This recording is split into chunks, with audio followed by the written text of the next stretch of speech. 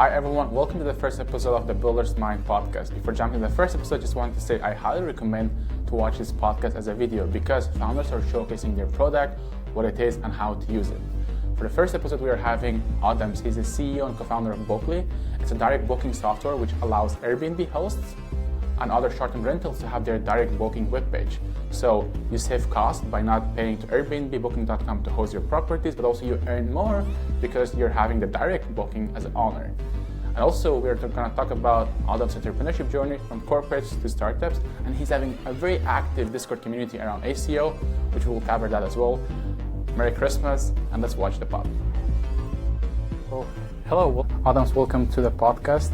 Super excited to have you here today. First of all, thanks for having me. Super awesome stuff. I know you've been talking about this podcasting for a while now. So, even like doing one together. Yeah, for sure. So super excited to be here. And thank you so much. And we know each other for like quite a while, but I got to know more about what you're building and also your entrepreneurship side from a year ago about Booklee and also like SEO. Yeah. I learned a lot about the SEO from you. Yeah. So like we'll talk about that in a second. But we can start with is it before you start like Booklee, when looking at like your LinkedIn, most of your jobs are corporate. Yeah. So what kind of convinced you, just to jump from corporate side to startups and building like? Yeah. Well, so just kind of summarize the story in a way. We studied together at SSC Riga, and what I did was pretty much just followed kind of the traditional path, if you will, of a corporate finance person, whatever, investment banker, because that was just the hot thing to do or whatever. True, right? yeah. It was in a way, the pedestal where you want to be, especially whatever in the Baltics and coming from school like that, right? So, I mean, I did it all in a way, from consulting to like doing some consulting stuff here in the Baltics. I also meant to work as an intern for an asset manager firm in Valda. It's a huge one in Lithuania. So I pretty much felt that on my skin. What is it? How is it to be a financier, an investment banker? But something just wasn't clicking with me. Literally, I had this feeling that I could be doing more and I could be getting more results of whatever I do, right? When you were a student, like, did you look for some kind of internship in startups? Because for me, I did that. I never like worked for a corporate. So, but like, did you take your time then? I mean, during the first year of my studies, I did work at NextPay. One of the CEOs, he had CEOs all the startup companies. He's also podcast, from the scene. He has his own podcast. Great friend, Scrappiness, right? So I worked for NextPay when the company was, I don't remember, like 30 people, something like that. So it sort of was a startup. And definitely things were super hectic. I could see it from Aldis himself that a lot of stuff just wasn't clear how things are happening. And my role there was literally kind of be customer facing and help. I mean, like KYC stuff, right? Literally help clients with onboarding, help with their accounts, opening their accounts, and all that stuff, right? So that's pretty much as far as being a part of someone else's startup I had experience with. Apart from that, everything else was pretty much like your, I don't know how you want to call it, like literally book by book case corporate job. True. So, but then what happened, or what was the point where you kind of decided, okay, I want to change the side and I want to work for a startup or build your own startup? So like I know the feeling, and I'm just trying to find the best words how to put it. It's literally, if I look back in retrospect, ever since I remember me myself being a kid, I always had this literal kind of genuine curiosity about things. Literally about things like there's something unknown, I just want to find out how it works, and I like the thrill of coming up with something new. If I put this and put that, take this and that, put them together, what's going to happen? Literally, that's, I mean, on very raw surface level, how, whatever you want to call it, my curiosity works in a way, right? So I always had that kind of internal burning feeling that I want to explore, I want to build, I have this cool idea, and I'm like really curious to see how that's going to affect literally lives of people, of whatever, right? How it's going to make me feel about that thing, and how it's going to make others feel about that thing, right? That idea that I somehow bring from an imaginary world into existence, right? Yeah. building something. So the breaking point was about 2 years ago. I worked at EY, wasn't fulfilled, didn't like it. What I thought is, let me just switch up the firms, work for a different consulting firm, and maybe things gonna change, right? Yeah, get better. Yeah, they're gonna get better. That was my reasoning, right? Once I started working at the other firm, man, I got so depressed. I was literally like sitting in a box. I was literally sitting in a corner. There were no windows. I was surrounded by nothing against accountants, but I was surrounded again with accountants. All day what I did was like typing in checks into their computers. And I was sitting in my corner, and I had to look at Excel files all day long and do some Excel formula stuff, right? And I mean, if you put a mind that is naturally really curious about things and just want to break things and explore things, and you put that mind, that little soul in a fucking corner and make him or her look at Excel sheets all day long, I mean, it's just a ticking time bomb. So. Yeah. Like a follow-up question is here. For example, we also share the office here, at Startup House in Riga, and like I see that you spend, all of your like most of your time, in front of a computer, sitting and working till the very late evenings. Yeah. So kind of like, what is the difference, working here, on your computer, and there, on the other computer. So what is the feelings, or kind of what makes it very special here? So the environment itself here, and especially startups, whatever, cherishes the mindset of go and explore it, right? See what happens. And if you look at corporate, there's a concrete structure. Follow these rules. Don't step out of these rules. This is your deliverable. To this deadline, you need to do this, right? And then I come up with calculations, whatever, calculate this ROI thingy, right? Whatever, throw some CAPM in there. I mean, all that stuff. It just didn't connect with me. Yeah. Here, it's like you have an idea of something, and then the thrill of bringing that little idea into existence, a physical product, whatever, a physical thing, a movement someone can touch, feel, enjoy, and experience, like that journey from that idea of, hey, I want to build a podcast, right? How it's going to make people feel, how it's going to look like, what's going to be the fucking table, the mic, the lights, whatever, right? And that journey from that idea, sitting in your bed, scrolling Reddit, to actually being here and sitting and seeing how that takes literally... Like doing the actual work. And doing the actual work, literally, I mean, bro, that's, it's hard to put in words if you haven't experienced that, right? Taking something from idea to an existence. So. For me, why I never went to a corporate job was that early on, I got a job in a fintech startup, then, I did so many small kind of work in all small organizations, and I really like the feeling of independence, and also kind of being very self-driven, and also seeing the impact very quickly. For example, in a startup world, whatever you do, it's you just see the impact super quick. But in corporate job, you're just part of one small kind of you're a small piece in a very big thing, You're like a cog, and you just kind of don't see things, and that's something, kind of for me that you see the impact quickly. No, for sure, totally agree. I mean, it's spot on, right? I can literally, it's you do a concrete job. You are, as you said, right? You're a cog of a massive machine, right? Even if you want to some way excel and do the extra step, there's always going to be a barrier of how much you can do, right? But here, man, I want to build this AI tool. Let me build it, right? On a bubble. Oh, I'm going to add this feature. Let me add the feature. Well, I'm going to I don't know, whatever. It's like a big ocean of opportunities. And it's you build on top, you build, you test, you iterate. There's no barrier. You kind of, it's a massive sandbox, literally. Yeah. You build whatever sand castles and caves and little sand, whatever sea stars, what you want to do, and dig holes and then pour them with water and then whatever. There's no one stopping you, literally. So please tell us, kind of, how did you come up with the Booklee idea? And was it one of the first ideas, or kind of what were the first ideas, and then how did you come to Booklee? Yeah. Booklee wasn't my first idea. So first of all, what do you need to understand about Booklee? I'm not the kind of the sole owner of whatever, the owner of the idea, right? You're one of the co-founders. Yeah. So how I came to Booklee is, I would say more 2.5 years ago, something like that. It was at the point that ChatGPT just came out, something Yeah. like that, right?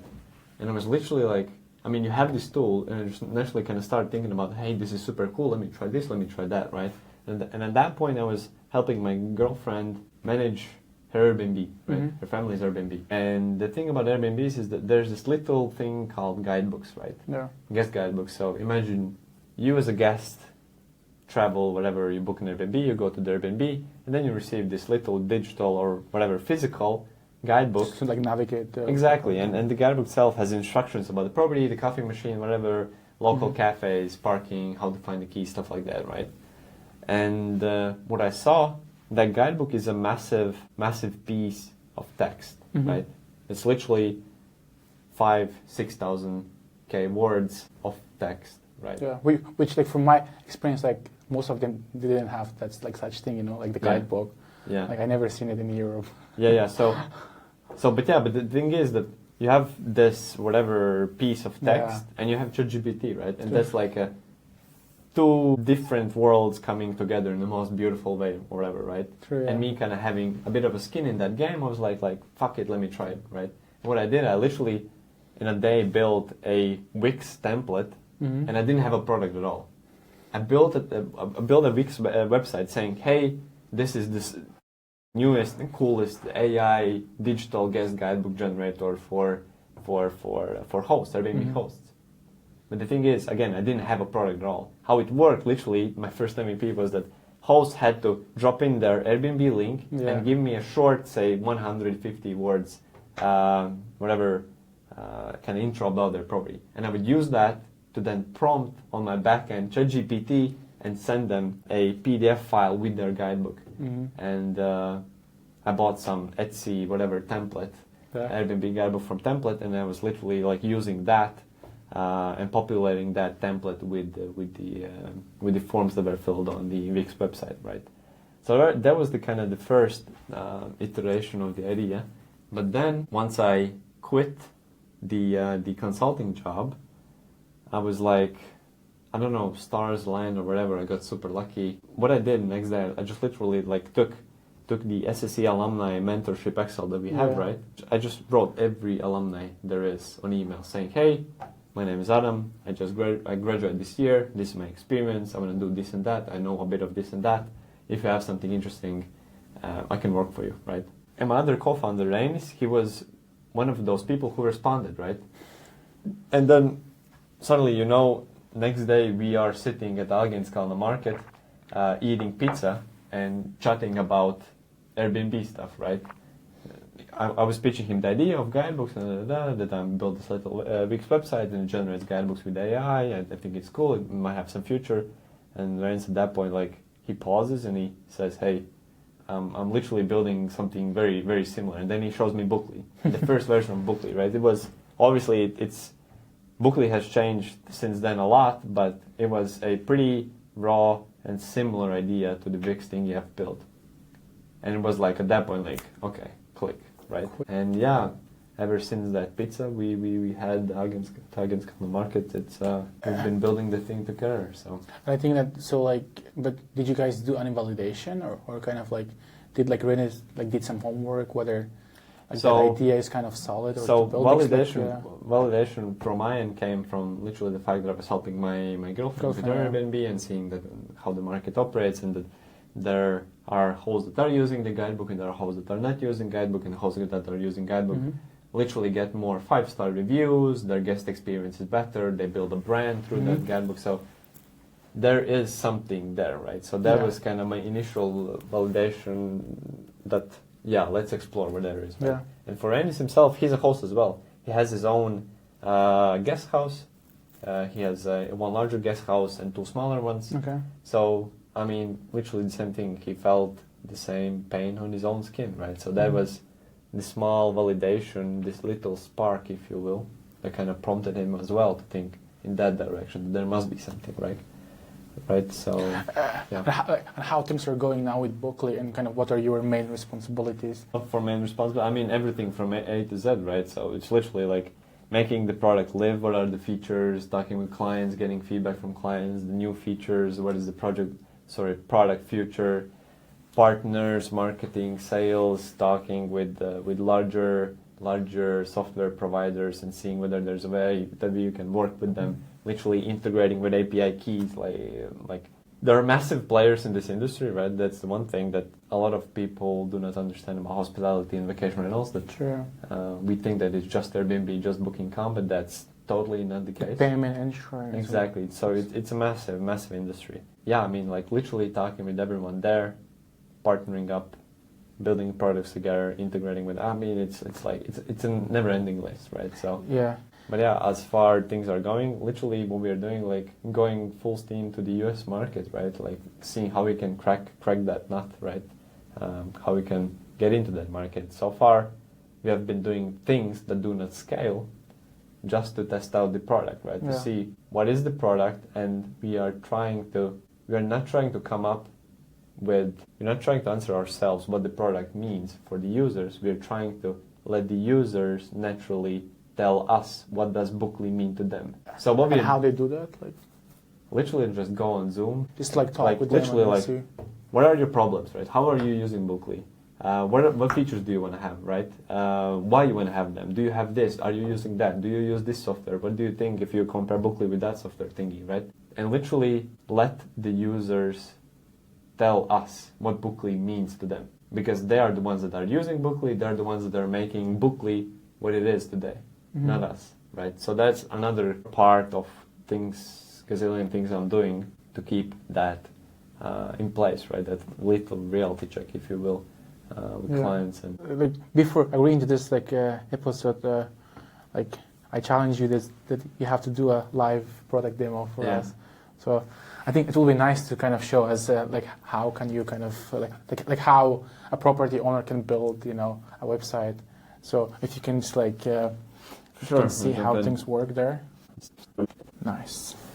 Okay, you see everything is good. Okay, there's a bunch of screens jumping on my screen right now. Take us from A to Z, like a journey of a customer, like kind of like. Yeah. And also, like before showing the product, like, can you tell us like what are the main sales, kind of like distribution channels, and then like how people will get to know about you, just like to come here first, on the page. Yeah, as I said previously, the things that we're doing now is pretty much the things that do not scale in a way that we gather data, we gather info, and we understand the product better, and we can test multiple channels, multiple ways of distribution without spending massive amounts of money, right? Just kind of get that data first.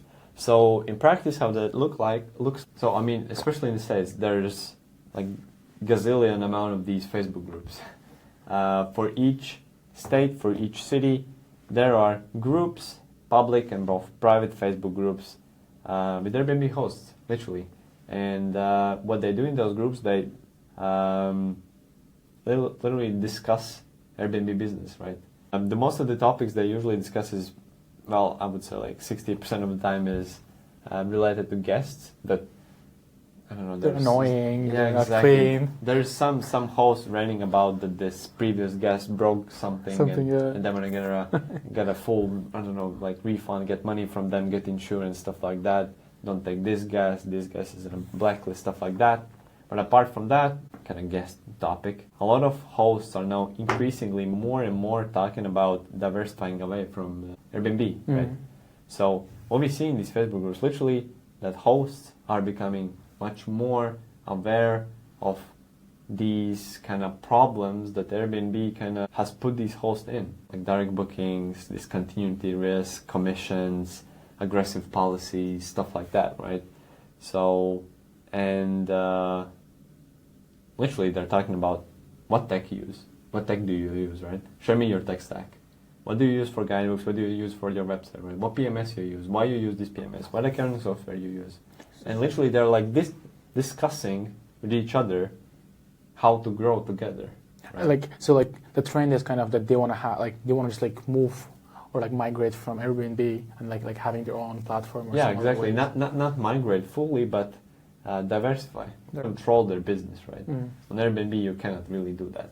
But yeah, so if he takes a step back, then literally we are just gonna own those Facebook groups and discussing and being a part of that discussion. So that's how we do it. Okay. Let's dive in the product.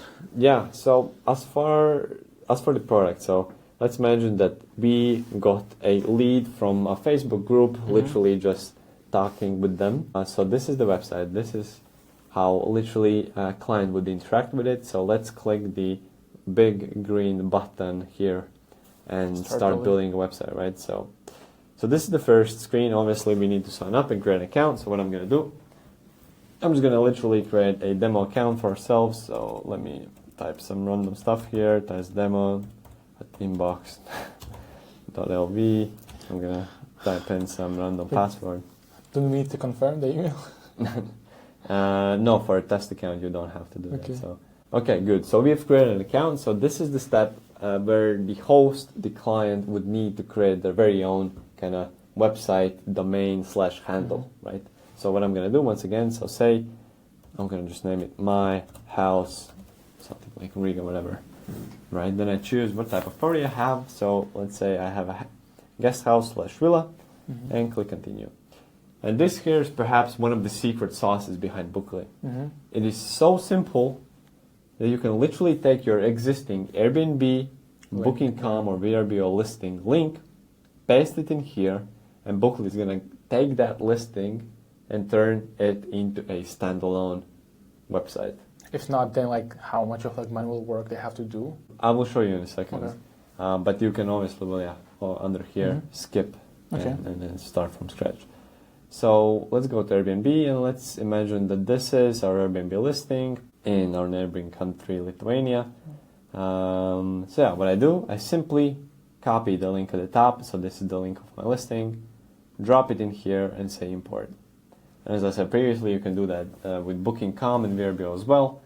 And yeah, in a couple of seconds, you're in. Really, So this is it, right? This is how Booklee looks like. So first things, here on the right-hand side, you can immediately see that Booklee has built an already live functioning website for a property. So all of the images are here, right? The titles here, some pre-made buttons that you can edit are already made for you. All of your Airbnb reviews are filled in here. You can literally, display them to your guests. Here's your property. If you were to obviously create a real account, you will have your email here. But yeah, this is a very simple template website that's already built for you, right? And once you want to do something, build on top of it, you use these blocks on the left. And it is as simple as click, drag, and drop. Just to change the sequence. Exactly. So here you can see immediately on the right-hand side, it updates live, right? And I mean, there's a bunch of stuff I can do. There's pretty much endless possibilities. If I click add block, these are all of the content blocks I can add on my page. I can make it super personalized, super tailored to my brand, and build whatever guest journey I want for my guests to have, right? Yeah. Right. So kind of like Booklee is their workflow framer, or kind of like it's a like website generator for the property owners. So it's just like quick way to have their own website. Yeah, exactly. The best way to kind of compare it to what is existing in the market already is to Linktree. Linktree, like the little, simple, seamless website that you can literally create in seconds to capture bookings, to have a digital guidebook, and to build your brand. Okay. Right. So this is what Booklee is. Yeah. And then they just like launched, and then it just like works. It's live. Yeah. I mean, literally, I can click here on open page, and this is it, right? So it's already live. This link at the top, it's already live. If you were to Google it, you would find this website. Yeah. And like, what are kind of the next, steps in terms of like product development? Like, are you guys like going to kind of like develop it more, as like you were saying, like from this customer interviews? Yeah. Like, what is next for Booklee? So yeah, as I said, we are talking a lot with our existing customers, and literally we are letting our customers tell what features they want, right? And that's what we are building. And we've literally built a roadmap for us. And we just start taking it chunk by chunk. I mean, the roadmap itself it's crazy. I mean, there's like bunch of stuff that we can build. Just to kind of name a few, dynamic pricing is one of the most kind of requested ones. What is dynamic pricing is, I mean, again, that's a software that literally calculates the best price for your Airbnb based on the given day, time, and on demand and supply as well, in the market, right? And then it suggests the best price, and you push that price to your listing, right? So yeah, but kind of like I think why Airbnb is really good, for example, or like why I'm using it, as a kind of like user to kind of like rent is that it has the search engine, and you can kind of search it because it's like marketplace. So my question is that, kind of what happens to the marketing and the sales side? So you have the web page of your property, so like homeowners should do their own marketing, yes? exactly. So that's how direct bookings work. And that is the trend in the market. So let me show you. So you have to like kind of grow your own audience and then kind of exactly. just, like, You're building your own audience. So this is actually a call for understanding property, and this is the trend. What's happening in the market? But isn't it like kind of costly and like kind of like need to have a dedicated person for doing this, or? No, it's not. I mean, I can literally buy a tent, Mm-hmm. put it in a forest near the sea, and film a bunch of TikToks about, hey, this is a fucking awesome place to stay a night, and I'm gonna charge 100 euros a night, and I have a Booklee in my link in bio on my TikTok, and I'm gonna get direct bookings because that's such a unique stay, and that is the trend in the market. I mean, have you seen all the glamping sites and tree houses and what Airbnb has been doing? Mm-hmm. Literally, if I was to open up Airbnb's main page over here, what are these? These are like unique stays. This is the Airbnb strategy. It's the experience, Experience. That's what we are paying for experience. We are not paying for a room. We are not paying for a bed now. How hospitality is progressing forward is that we are paying for experience, and a lot of experience is coming from Instagram and TikTok. That's where we see experience. We scroll, we sit. That's the future of travel, Mm-hmm. right? We're gonna be sitting on TikTok, on Instagram, and scrolling. Wow, this is a nice and amazing, beachside bar, right? Where is it? Yeah, Let me check it out. I'm gonna click the profile, and voila! By the way, that's literally a place I can book and check out. Drop your email here and receive a coupon, right? I drop my email, and then suddenly, 2 months later, what do you know? I'm on a trip there, literally sitting by that beach bar I saw on my TikTok with a 15% discount coupon I received to my email, and I booked the place directly. Yeah. Right? So that is how the market is in a way progressing, right?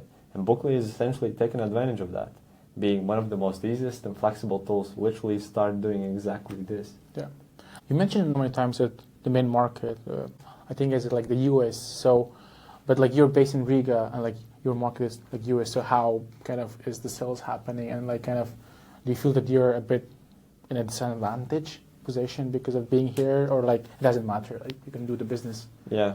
Away. What I've seen, it kind of depends industry by industry. So how kind of hospitality industry works is literally at its foundation human connection, right?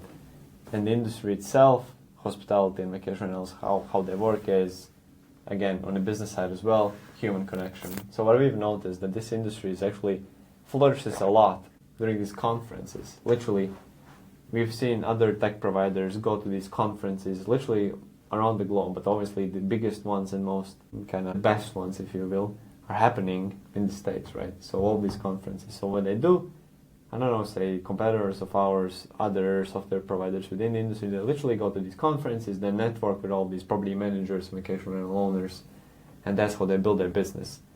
I mean, that's not exclusive, that's the only channel that you can get clients, but that's one huge way to get your word out there, and it seems that has been working really well for other software providers, right? These conferences. But again, this is a really kind of specific thing for this industry specifically. If I was to kind of extrapolate the idea, if we are at a massive disadvantage, I wouldn't say so. Mm-hmm. Because literally, like at the end, what matters for the client is whether I can provide value, right? True, yeah. And for that, I do not have to be sitting at the same table at them.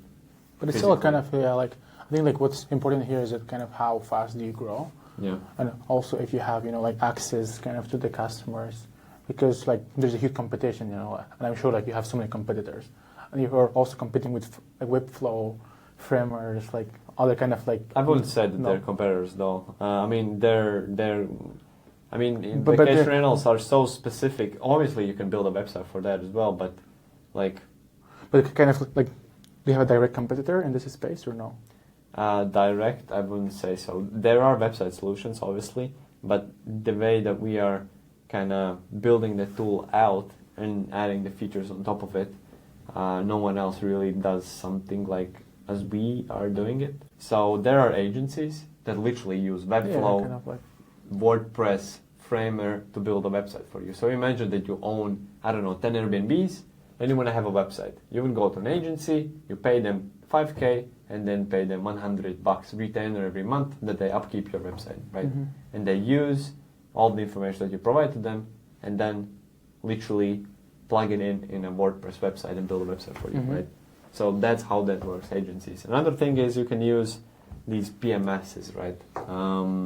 Property management systems. So think of them as a ecosystem of tools, right? Yeah. A toolbox, literally a toolbox for vacation rentals and managers, property managers, right?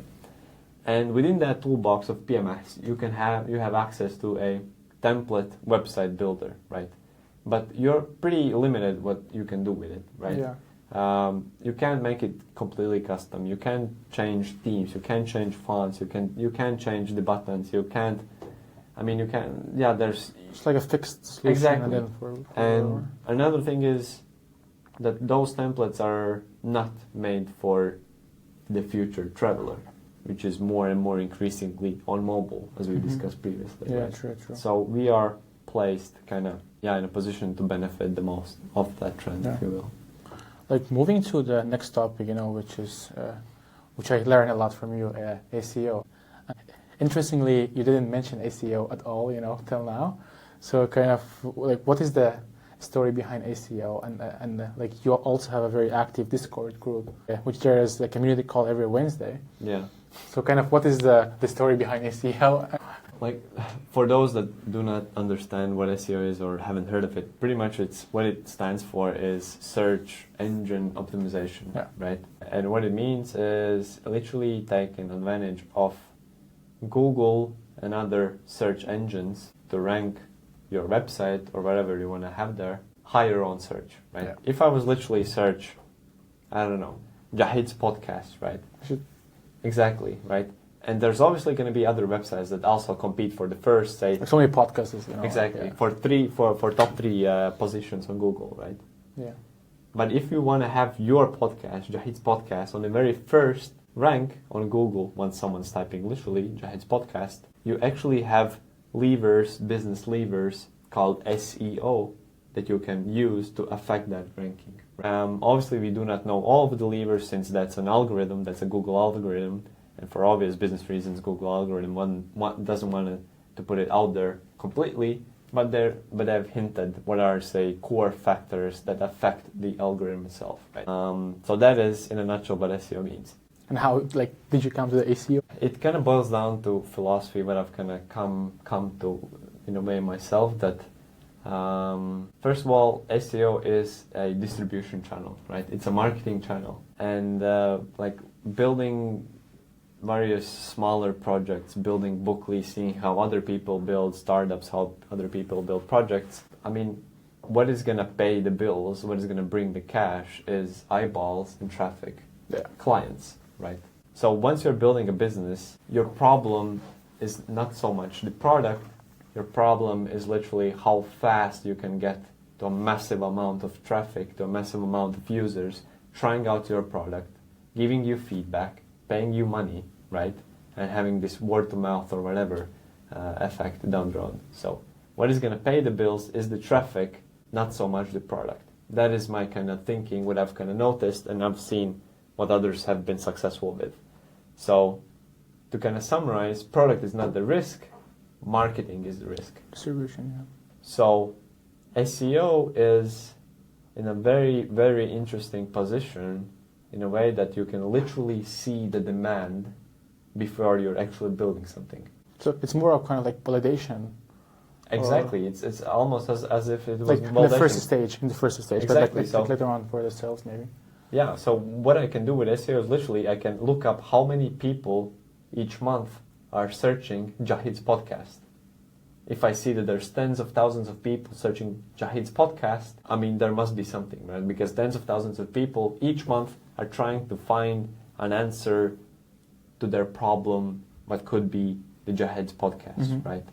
They're trying to find some sort of product. They're trying to find some sort of solution, right?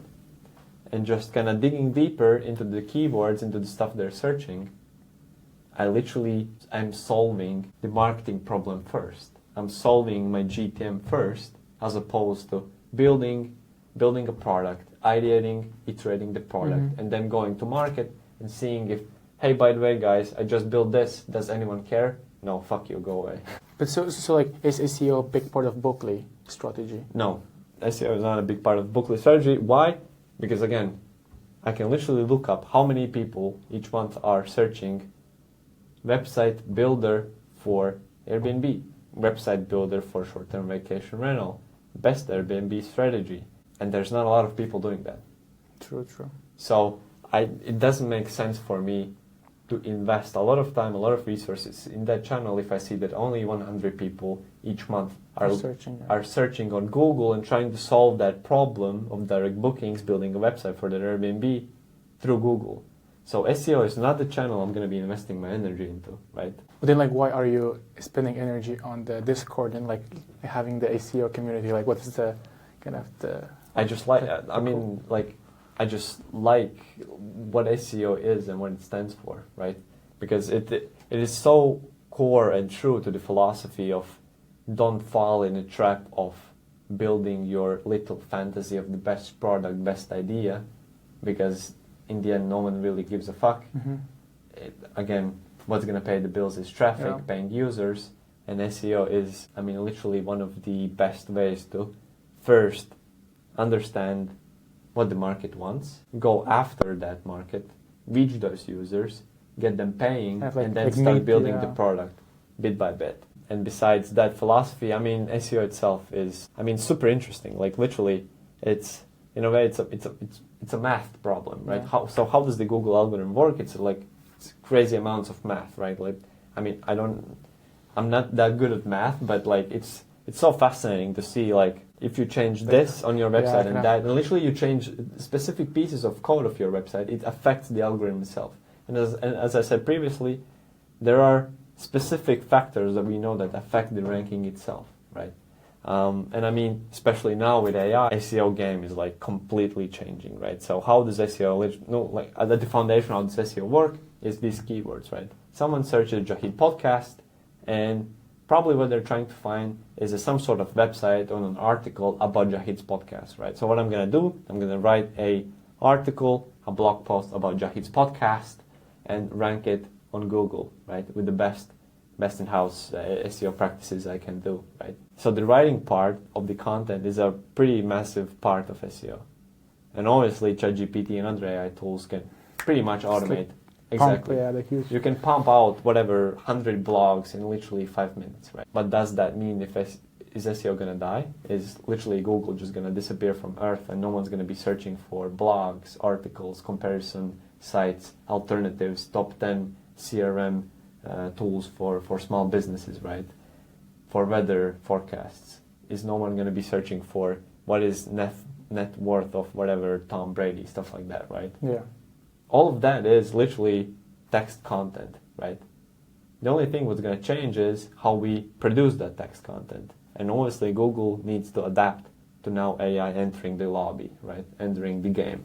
But kind of, with these AI solutions, kind of generating blocks and all these things, is it I think that it's kind of so everyone is trying to put content, and isn't it kind of each kind of competitor's blog are kind of canceling each other, because you're producing something, they're producing, and then it's zero sum. So kind of like how do you see the future, or we cannot say anything yet, or what's kind of. So as I said, it's SEO it's a massive topic, right?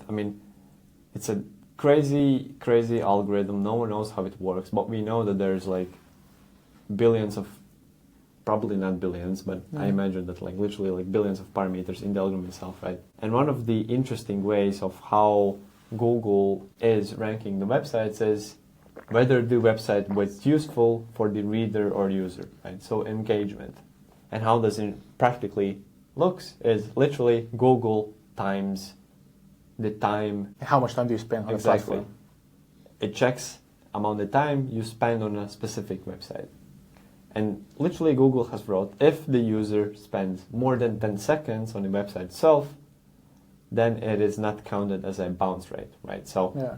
what means a bounce rate? If I go to a certain website, I scroll through the website, 5 seconds, I leave the website. So on Google's end, it understands, okay, that the content probably wasn't as engaging for the reader. So what we must do, we probably should kind of drop that website a little lower in the rankings because we see that it's not as engaging and not as useful for readers, right? Mm-hmm. So what you can do, you can play around with that, right? If now you know that Google tracks the amount of time spent on every website, if you know that fact and that it works, you as a website owner, you can play around with it, right? And there's like gazillions amounts of possibilities for you on how you can improve your website, literally social engineer your readers, website visitors' journey on the website itself so that they spend as much as time possible on the website itself, Yeah. click as many buttons as they can, read as much as they can, so that Google sees, hey, readers are literally spending 30, 40 seconds on this website. They're clicking like a bunch of buttons, they're scrolling and clicking and doing this and that. That must be awesome content there, right? So what we're going to do, we're going to push that website up in the search ranking. And suddenly when you know you're up in the rankings, Jahid's podcast now is at the first place, and now you're getting a bunch of organic traffic, literally from people searching and trying to find something on Google. And like that very notion of trying to finding, like understanding that, coming up with ideas, it's a strategy thing, right? And it's how I see it is a like beautiful mix of digital technology and consumer behavior. How we as humans interact what we see on the screen, right? And what is kind of in between is the SEO part, right? Yeah. And me as a whatever SaaS, micro SaaS owner, whatever web app owner, some sort of startup owner, and if I can use that tool to literally social engineer the website journey, I mean, that's amazing. Yeah, it's a really interesting thing. This was the topic that we discussed during the community call last week. Yeah. And I hope that like you have the recording in your YouTube so we can like put the link, and then they can watch the audience. But also like what I'm afraid is that, in the future there will be AI bots, which go and then spend time on the platforms like as a user. Yeah. So like the time spent will be much. But like as my last question in the SEO part is that because like also we talked a lot about Reddit. So like I would love to hear your comment is that what do you think of Reddit? Yeah. And like how relevant it is in the SEO world now. Yeah. So first of all, like one thing for whatever product, startup owners, everyone, just anyone wanting to build something, don't sleep on Reddit. Like Reddit is like a massive well of opportunity, literally. Yeah. Like Reddit in itself is a small Google. It's literally a small literal Google where you with your organic post can reach hundreds of thousands of people. I mean, I myself literally have written on Reddit posts and they reach 200, 250 users. I've seen those ones, yeah. I mean, it's crazy, right? Quite long ones, but very like detailed and very good ones. Actually. Exactly.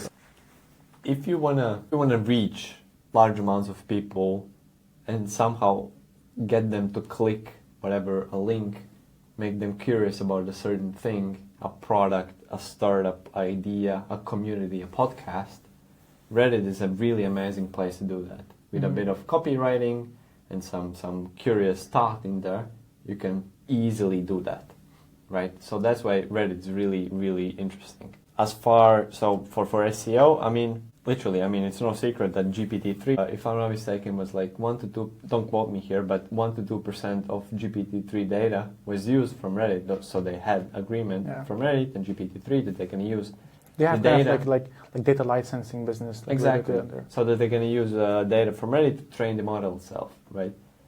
But once we get the results, so they train the model, the GPT, then we start using the model, and what we see from the model is that the weight of Reddit kind of data, the training data and the answers that come out of the model itself is a lot higher. It's like literally like 20% weight is on Reddit, something like that.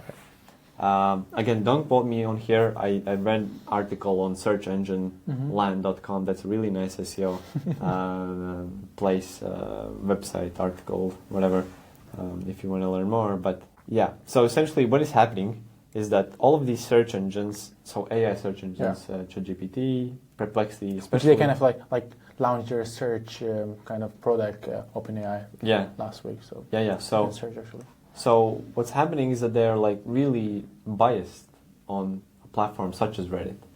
Data source matters here. Exactly. So that's one thing. Another thing is that Google just also announced that they themselves are pushing Reddit up in search. So what's actually is happening is that both AI search engines such as Perplexity, SearchGPT are using Reddit to literally come up with answers to search queries, and now Google is also pushing Reddit up in search to battle fake AI content, because on Reddit you have 100%, quote unquote, 100% AI produced content. So, I mean, literally Reddit is like skyrocketed in traffic and user base in 3 past months. So, which we saw the price of their stock last week.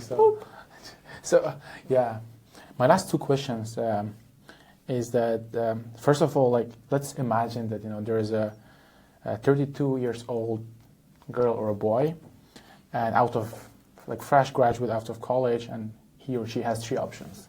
One option is to go for a corporate job. The other one is to start your own startup, or the other one is that they will go and work in a startup. So corporate job, start your own startup, or work in a startup. Yeah. So which one would you kind of advise them, just to go on with first? So again, it obviously depends on the person, him or herself. Like, what are your kind of goals and what do you feel for yourself is the best way. But I mean, if you are curious about things that you like exploring, then joining a new startup is, I mean, one of the coolest things to do, I think, because literally, like, I mean, the challenges and issues that you face on daily basis is you cannot get that anywhere else, right? Yeah. And so literally joining a startup, going through that whole process, again, like taking an idea from just an imaginary thing and bringing that into life, I mean, that's a massive skill. That's an insane skill to have, right? So joining a startup, that's an amazing place to train that skill. To start from, And once you train that skill and you see that happening in action, I mean, you get hooked. It's literally like a drug.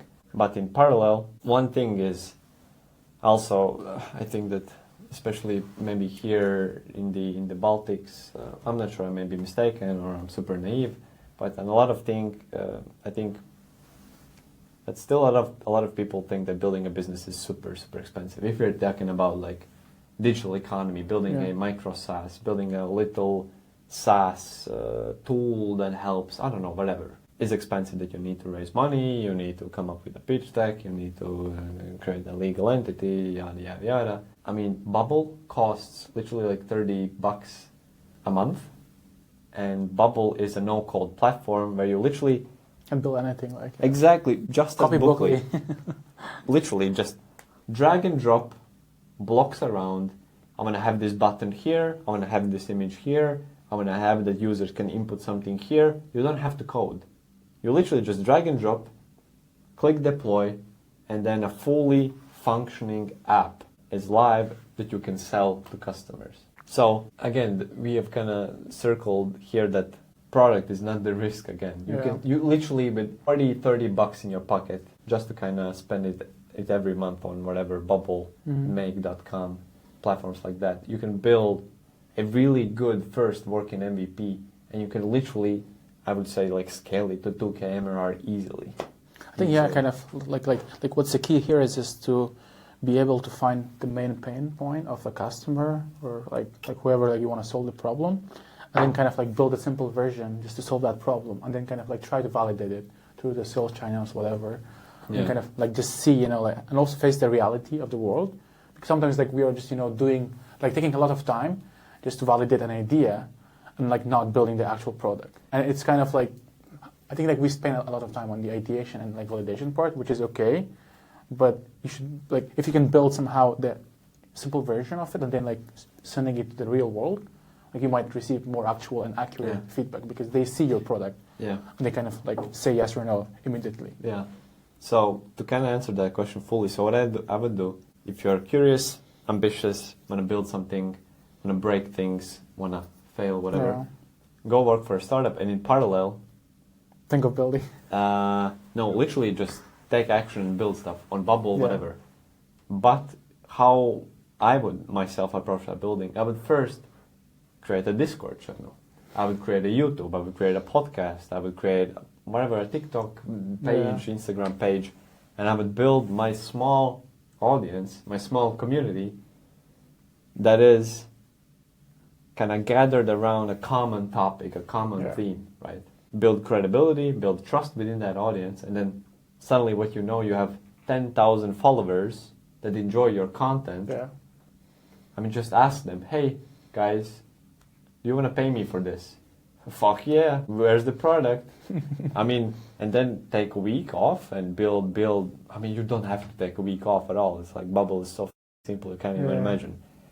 I mean, I've literally built so this is a funny story. I built there are these thing called like Riz lines. So it's like another name for pickup lines. So what I saw from SEO standpoint, that suddenly a lot of people were searching Riz AI, and there's like 300,000 people each month searching for Riz AI. So if you can understand the search intent behind that keyword, what people are trying to solve, they want to find an app that comes up with AI-generated pickup lines that are based on a specific scenario and context. And increase the chance of responding. Yeah, exactly. So, I mean, literally, it took me 3 days to build an app for that. That's impressive, yeah. On Bubble, right? So, I mean, in this SEO case, like my little audience is the keyword itself, right? That's the keyword. I'm gonna distribute it through SEO. But I mean, again, you can use a bunch of other channels, Discord, Instagram, YouTube, whatever. Build your audience there. Build trust, build credibility, and then build an app, build a micro SaaS on Bubble for that audience and sell it to them, right? And then you have your initial seed pool, seed audience of your first customers, use their feedback, and then branch out of the audience, right? Yeah, right. So that's I guess how to do it. So yeah, my last question is that building a startup is really hard. From my little experience and also like what I do, kind of in my daily job, it's really hard, and I have like huge respect to the founders. So my question is that what keeps you motivated every morning, like when you wake up? Because what keeps you motivated? Not gonna add more emotional words here. Literally the thrill of it, right? The thrill of what if I build this? What if I try this sales channel? What if I try to communicate with my clients this way, right? What if I build this? What if I try this super crazy TikTok strategy idea and I tell every hey guys, there's this crazy thing happening on Airbnb. By the way, you can take advantage of this crazy thing happening on Airbnb with Booklee. Go try it Booklee, right? And then somehow social engineer this TikTok so that I can get massive traffic to Booklee. So that's a massive what if, right? Yeah. What if we add this feature? What if we integrate with this partner, right? So this, in kind of simple terms, that what if gives me a crazy amount of thrill and adrenaline, right? That's true. I mean, and you need to get one if true, and then exactly that works. It just exactly. stays off, So that's how it works, literally. So once you kind of trying out those what ifs, right? Yeah. And once you see kind of first glimpse of bit of traction and it working, right? As I said, it's like a drug. You cannot stop. You just want to go more and more and more. Try more experiments, go. Try this and try that. Yeah. I mean, I remember the first time I got my first customer, I was like, oh fuck yeah, like next 10 are gonna be easy because I know how to do this, right? Yeah. So to put it short, it's like the never-ending thrill of what if I do this, then the result's gonna be this, so let me try it. I really hope that you wouldn't you wouldn't run out of what if, and also you will find that one what if very soon. But thank you so much for doing this, Adam. It's really nice. I appreciate it. Real awesome. Thanks so much.